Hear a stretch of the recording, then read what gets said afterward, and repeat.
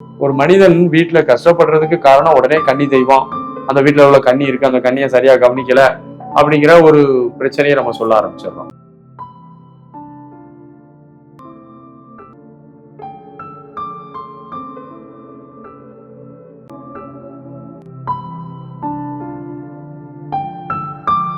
அனைவருக்கும் அன்பான வணக்கங்கள்.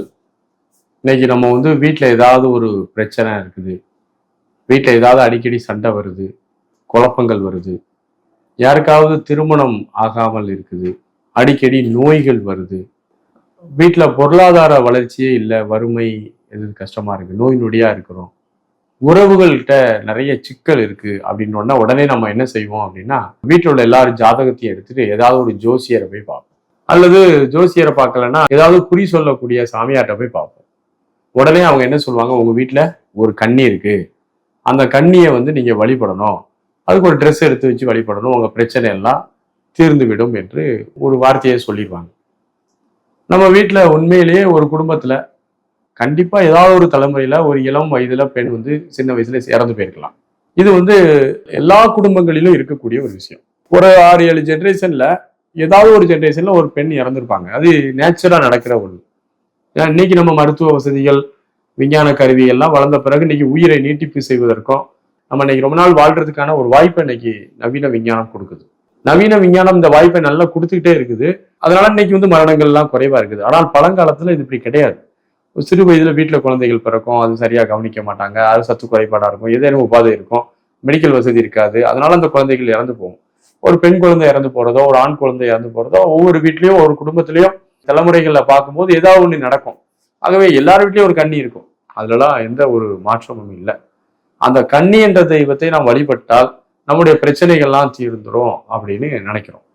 பொதுவாகவே ஒரு குடும்பத்துல எடுத்து பார்த்தீங்கன்னா மனம்தான் எல்லாத்துக்கும் பிரச்சனையா இருக்குது. இந்த மனம் பிரச்சனையா இருக்கு, அதுக்கு அடுத்தால ஒரு பெரிய பிரச்சனை பணம். இந்த மனமும் பணமும் பிரச்சனையா இருந்தா அந்த குடும்பத்துல எல்லா சிக்கலும் வந்தது மாதிரி நம்ம நினைக்க ஆரம்பிச்சிருவோம். நம்ம உழைப்பதற்கு நம்ம பெரும்பாலும் யாரும் தயாரா இல்லை, புத்திசாலித்தனமாக உழைப்பதற்கு தயாரா இல்லை, சமயோஜித புத்தியோடு உழைப்பதற்கு நம்ம தயாராக இல்லை. அதனால நம்ம பொருளாதாரத்திலையும் வாழ்க்கை வளர்ச்சி வசதிகளை பெருக்கிக் கொள்றதுலையும் நம்ம எல்லாம் சோம்பேறிகளாக இருக்கிறோம். அது அந்த சோம்பேறித்தனத்துல இருந்துட்டு நம்ம யாரும் வீட்டுல யாரும் ஒர்க் பண்ண மாட்டாங்க, வீட்டுல யாரும் ஹார்ட் ஒர்க் பண்ண மாட்டாங்க, வீட்டுல யாரும் ஒரு புத்திசாலித்தனமா யோசிச்சு இதை இப்ப செய்யலாம் அப்ப செய்யலாங்கிறதுக்கு ஒரு கருத்து இருக்காது, அவங்களுக்குள்ள மைண்ட்ல பொறுமை இருக்காது, ஒருத்தருக்கு ஒருத்தர் சண்டை போட்டு கிடப்பாங்க. இப்படி ஒரு இருக்கிற வீட்டுல கண்டிப்பா பொருளாதாரம், மன உளைச்சல், நோய் நொடிகள் வரும், உடலை பத்தி ஆரோக்கியம் இல்லாத ஒரு தன்மை, நல்ல ஆரோக்கியமான உணவுகள் எடுத்துக்கொள்ளாத தன்மை, இதெல்லாம் பல காரணங்கள். ஒரு மனிதன் வீட்டுல கஷ்டப்படுறதுக்கு காரணம் உடனே கன்னி தெய்வம், அந்த வீட்டுல உள்ள கன்னி இருக்கு, அந்த கன்னியை சரியா கவனிக்கல அப்படிங்கிற ஒரு பிரச்சனையை நம்ம சொல்ல ஆரம்பிச்சிடுறோம். வீட்டில் இருக்கக்கூடிய ஒவ்வொருவரும் எப்படி இருக்கிறார்கள் என்பதை பார்க்கணும். வீட்டுல ஒவ்வொருத்தரும் சோம்பேறிகளாகவும், குழப்பமானவர்களாகவும், பிரச்சனை பண்றவங்களாகவும், விட்டு கொடுக்காதவங்களும், தியாகம் பண்ணாதவங்களும், சகிப்புத்தன்மை இல்லாதவர்களாகவும் எல்லாம் இருந்துட்டு வீட்டுல பணம் கஷ்டமா இருக்கு, உடல் நலம் சரியில்லை, அது சரியில்லை, உடனே அப்படி பிரச்சனையை பார்க்கறது. ஆகவே ஒரு வீட்டில் ப்ராஸ்பரிட்டி, உடல் நலம், மனநலம், ஹாப்பினஸ் எல்லாம் வரணும்னா ஒவ்வொருத்தரும் மனதளவுல வறுமை இல்லாம இருக்கணும், மனதளவுல ஹாப்பியா இருக்கிறதுக்கான ஒரு வாய்ப்புகளை உருவாக்கணும், ஒரு செல்ஃப் மோட்டிவேட்டடா இருக்கணும். வீட்டுல உள்ள ஒவ்வொருவரும் செல்ஃப் மோட்டிவேட்டடா பாசிட்டிவ் திங்கிங்ல இருந்தா அந்த வீட்டுல ஆட்டோமேட்டிக்கா எனர்ஜி லெவலும் மாறும். எல்லாரும் நேரோ மைண்டா, குழப்பமா, பதட்டமா, கவலையா, ஒரே மாதிரி செயல்படாம சோம்பேறித்தனமா, கண்டதையும் சாப்பிடக்கூடியதோ மந்த புத்தி உடையவர்களா, தாமச குணத்துல இருந்தாங்கன்னா அந்த வீட்டில் இருக்கக்கூடிய ஒட்டுமொத்த ஆறாவும் கொலாப்ஸ் ஆயிரும். அந்த வீட்டுல உள்ள எனர்ஜி ரொம்ப டவுன் ஆயிரும். அதுக்கப்புறம் ஒருத்தர் மட்டும் மோட்டிவேட்டடா பண்ணாலும் அவ்வளவு எனர்ஜி ஒருத்தர் அவனி இழுத்துரும். அதனால ஒட்டுமொத்தமா வீட்டுல எல்லாரும் சேஞ்ச் பண்ணணும், வீட்டினுடைய எனர்ஜி லெவலே நீங்க மாத்தணும். அதற்கு நீங்க ஒவ்வொருத்தரும் யோசிக்கணுமே தவிர உடனே எடுப்புக்கெல்லாம் கன்னி தெய்வம் தான் காரணம், அந்த கன்னி தெய்வத்தை நம்ம வழிபடலாமா, வழிபட்டா என்னுடைய பிரச்சனை சரியாயிருமா அப்படிங்கிற கொஸ்டினுக்கு வரக்கூடாது. அதான் சொல்ல. அப்படி பார்த்தா ஒவ்வொரு குடும்பத்திலயும் ஒரு 2-3 கன்னியாவது இருக்கும்.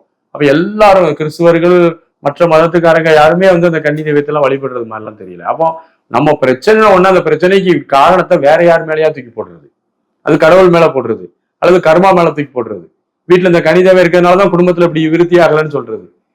உழைக்கக்கூடிய ஒரு மனநிலை நம்மகிட்ட இருந்ததுன்னா கண்டிப்பாக நம்ம வீட்டுல ப்ராஸ்பரிட்டி எல்லாமே கூட ஆரம்பிச்சோம்.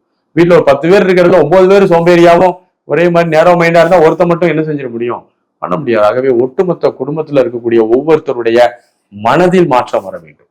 மன மாற்றம் அவர்களுடைய செயல் மாற்றத்தில் கொடுக்கும்.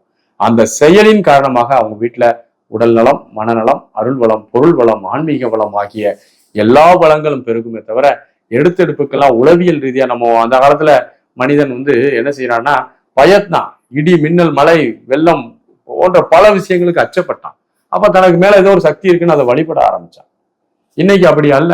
இன்னைக்கு நவீன விஞ்ஞானம் நல்லா வளர்ந்துருச்சு. இப்பவும் நம்ம என்ன செய்யறோம், நம்ம பிரச்சனையை நம்ம டைஜஸ்ட் பண்ண முடியல, டீல் பண்ண முடியல, அளவுக்கு மீறி தலைக்கு மேல வெள்ளம் போயிட்டு இருக்கு அப்படிங்கிற மாதிரி சூழ்நிலையில இருக்கும்போது உடனே அதுக்கு காரணம் செய்வினை, அதுக்கு காரணம் உடனே கண்ணி இருக்குது, மை போட்டிருப்பாங்க, மந்திரம் வச்சிருப்பாங்க, ஏவல் செஞ்சிருப்பாங்கன்னு சொல்லி நம்ம அதுல போய் பணத்தையும் நேரத்தையும் செலவழிக்கிறது போயிலாம் மனதால் தூய்மையான மனதை ஏற்படுத்தி கொண்டு செல்ஃப் மோட்டிவேட்டடா இருந்தா கண்டிப்பா அனைத்து பிரச்சனைகளும் வெளிவர முடியும். கன்னி தெய்வம் இருக்கிறது எல்லார் வீட்லயும் இருக்கிறது உண்மைதான். பட் அது நம்மளை கெடுக்காது. ஏன்னா நம்ம குடும்பத்துல பிறந்தது நம்மளை ஏன் கெடுக்க போகுது? அது ஒண்ணும் செய்யாது. வாழ்த்துக்கள். நன்றி, வணக்கம்.